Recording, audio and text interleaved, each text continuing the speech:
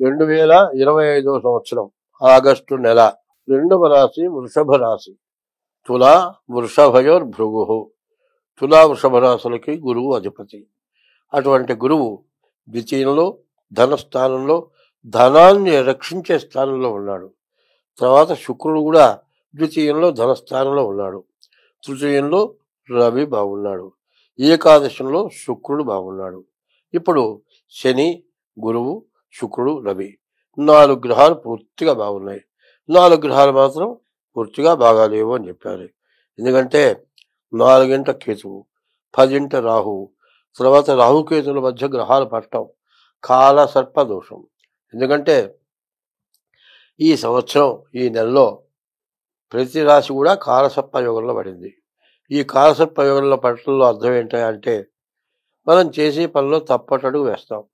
ఒక సంబంధం చూసామనుకుందాం, కొంతసేపు వాళ్ళ కుటుంబం వ్యవహారాలను కూడా పరీక్ష చేస్తాం కదా, విచారించుకుంటాం కదా, అంతా విచారించి కదా మనం వివాహం చేసేటువంటి పరిస్థితి.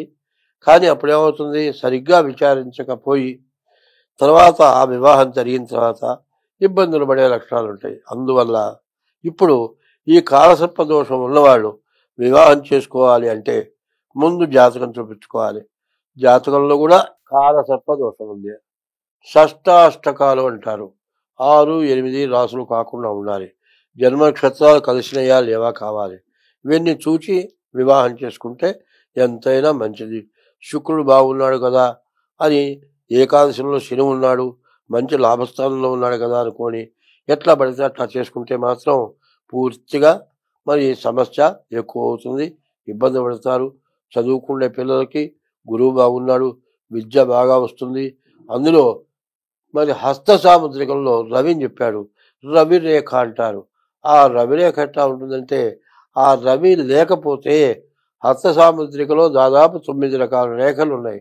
ఈ 9 రేఖల్లో రవి రేఖ ఎవరికైతే ఉండదో ఎన్ని రేఖలన్నా కూడా ఎటువంటి ప్రయోజనం లేదు అని చెబుతారు. కాబట్టి అటువంటి రవి ప్రధానంగా ఉన్నాడు. అందులో రవి ఎట్లాంటి వాడు అనేది ఒక్కసారి చెప్పుకుందాం. రవి ఎట్లాంటి వాడంటే 9 గ్రహాలు ఉన్నాయండి. మనం నవగ్రహాల గుళ్ళోకి పోతాం కదా, నవగ్రహాల ప్రదక్షిణ చేస్తాం కదా, చేసేటప్పుడు రవి ఎక్కడ ఉంటాడు? ఆ మండపంలో మధ్యలో ఉంటాడు. ఆ మధ్యలో ఉండేది ఇన్ని గ్రహాలకి అధిపతి కాబట్టి రవి మధ్యలో ఉన్నాడు. ఈ రవి అనేటువంటి వాడిని పూజించనటువంటి మతం లేదు. అన్ని మతాలు కూడా ఈ రవి చంద్రులను చూచే పండుగలు చేస్తుంటారు. అటువంటి ప్రధానమైన గ్రహం రవి బాగున్నాడు, గురువు బాగున్నాడు, శుక్రుడు బాగున్నాడు, శని ఏకాదశిలో ఉన్నాడు. దాదాపు బలమైన గ్రహాలు చాలా మంచి స్థానంలో ఉన్నాయి. కానీ కొన్ని పాపగ్రహాలు ఉన్నాయి. ఆ పాపగ్రహాలు ఏమిటి? ముందు రాహువు, కేతువు, కుజుడు, ఈ 3 కూడా పాపగ్రహాలు. ఈ 3 పాపగ్రహాలు కూడా పూర్తిగా చెడు స్థానంలో ఉన్నాయి. దీనివల్ల వచ్చే నష్టం ఏమిటి? కేతు వల్ల కేతుశిఖి ధ్వజోధూమ్ర ఉత్పాతో బహురూపకృతం. ఏమవుతుంది? ఈ టైంలో బాగుంది కాబట్టి చేసే వృత్తి బాగా 24 గంటలు కష్టపడి చేయాల్సి వస్తుంది. ఒక్కోసారి ఆ పని చేసేప్పుడు కూడా కూర్చొని నిద్రపోతూ ఉంటారు కొంతమంది. ఏమిటంటే నిద్ర పోవాలని కాదు, మరి కష్టపడటం వల్ల అలసట అవటం చేత మాట్లాడుతూనే కూడా నిద్రపోయిన వాళ్ళు ఉన్నారు. అట్లాగే ఈ వర్క్ ఎక్కువ కావటం చేత ఈ కేతువు చేయరాని పనులు చేయిస్తాడు. డబ్బులు ఇచ్చే దాంట్లో, లెక్క పెట్టే దాంట్లో ఏ పొరపాటు పడి ఇవ్వటమో, మరి ఒక్కోసారి ఏమవుతుంది, విపరీతమైన వర్క్ చేసినప్పటికీ తొందరగా బయటికి పోవాలి. ఇంటికి వస్తాడు, అన్నం తింటాడు, తొందరగా పోవాలి, టైం లేట్ అయిపోయింది. అదే ఏ పోస్ట్ ఆఫీస్కు లేకపోతే రైల్వే స్టేషన్కు ట్రైన్ ఎక్కడానికి పోవాలి, తొందరగా పోవాలి అనుకుంటాడు. ప్యాంట్ వేసుకుంటాడు, డ్రాయర్ వేసుకుంటాడు, ప్యాంట్ వేసుకుంటాడు, బనీన్ దొరుకుంటాడు, చొక్కా దొరుకుంటా మర్చిపోయి వెళ్తూ ఉంటాడు. నా బయట వాడు ఎదురొచ్చి ఎలా ఎక్కడికి పోతున్నారా, బనీన్తో వెళుతున్నావు ఇట్లా అంటే అప్పటిదాకా బనీన్తో వెళుతున్నాను అనేటువంటి జ్ఞానం ఉండదు. అంటే కేతు యొక్క స్వభావం ఏంటంటే కేతుశిఖి ధ్వజోధూమ్ర ఉత్పాతో బహురూపకృతం, చేయడాని పనులు చేస్తాడు. అట్లాంటి పనులు చాలా పొరపాట్లు జరుగుతుంటాయి. ఒక్కో వ్యక్తి ఏం చేస్తాడు, స్నానానికి పోతాడు, టవల్ కట్టుకొని స్నానం చేయాలి.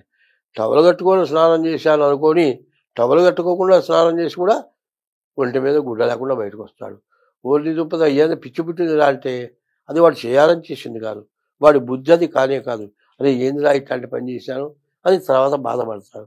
ఎందుకంటే కేతు అట్లా ఉంటే మనిషిని ఆ విధంగా మనిషిని పనికి రాకుండా చేస్తాడు. అందరు నవ్వేట్టుగా, హేళన చేసేట్టుగా, ఏందిరా ఇంత తెలివి తక్కువ పని, ఇంత ఏదో పని చేశాడు, వీడి మైండ్ పోయిందా, ఇట్లా అనుకున్నట్టుగా చేస్తాడు. కాబట్టి రాహువు కేతువు మరి కుజుడు ఈ 3 గ్రహాలు పూర్తిగా బాగాలేవు. అయితే సంపాదన బాగుంది, వివాహం జరగటానికి అవకాశం ఉంది, చేసే వృత్తి ఊపిరాడకుండా చేసేటువంటి పరిస్థితి, బాగా ఆదాయం వచ్చే టైము. ఇట్లాంటి టైంలో ఏదైనా పొరపాటు జరిగితే మొత్తం పోతుంది. ఏమవుతుంది? వ్యాపారం చేస్తున్నాడు, ఇవ్వకూడని వాడిని నమ్మి వాడికి నీ పెట్టుబడి పెట్టినంత తప్పించావనుకో, వడ్డీకి ఆశపడి వడ్డీ పోతుంది, అసలు పోతుంది, వ్యాపారం పోతుంది, ఉండడానికి ఇల్లు పోతుంది, మొత్తం సర్వస్వం కోల్పోతాడు.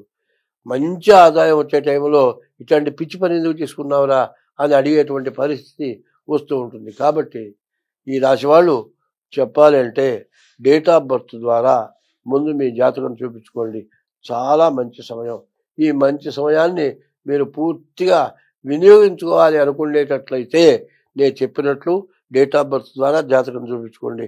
అట్లా డేట్ ఆఫ్ బర్త్ ద్వారా జాతకం చూపించుకోవాలి అంటే మీకు డేట్ ఆఫ్ బర్త్ లేదు అనుకుందాం, కొంతసేపు హస్త సాముద్రిక ద్వారా కూడా మీ జాతకం చెప్పడం జరుగుతుంది. కాబట్టి అట్లా ఏదైనా అవసరం ఉంటే ఒకటే చెబుతున్నా. చాలామంది ఏం చేస్తున్నారంటే ఫోన్ చేసి జాతకం చెప్పండి. నేను మొదటి నుంచి చెబుతున్నా, జాతకం చెప్పాలన్నా, జాతక చక్రం వేయాలన్నా దానికి కొంత విద్య కృషి అనేది కొన్ని సంవత్సరాలు చేస్తేనే కానీ ఆ చెప్పగలిగే స్థాయికి ఎదగం. ఎవరైనా సరే ఇప్పుడు బిల్ కలెక్టర్ ఉన్నాడు, జిల్లా కలెక్టర్ ఉన్నాడు. బిల్ కలెక్టర్ సంపాదన జిల్లా కలెక్టర్కి వస్తుందా, జిల్లా కలెక్టర్ సంపాదన బిల్ కలెక్టర్కి వస్తుందా?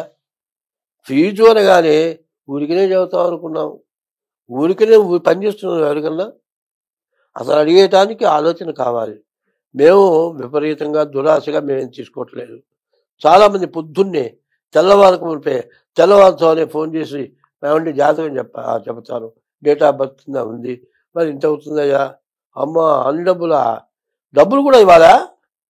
ఇట్లాంటి ప్రశ్నలు వేస్తున్నారు. కొంతమంది ఏమో పిచ్చి పిచ్చిగా మాట్లాడుతున్నారు. ఎందుకంటే ఎవరి వృత్తిలోనైనా సరే చాలామంది దురాగతంగా సంపాదించి అందరినీ ముంచేవాడని ఎవ్వరూ ఏమి చేయలేరు. దురాగతంగా సంపాదించేవాడు అవతల వాళ్ళని సర్వనాశనం చేసి బాగుపడేవాళ్ళు చాలామంది ఉన్నారు. వాళ్ళు దొరికిపోతారా? పోరు. కానీ ధర్మంగా సత్యంగా కష్టపడి ధర్మంగా పైకొద్దాము అని అనుకునేవాడిని విమర్శించేవాళ్ళు చాలామంది ఉంటున్నారు.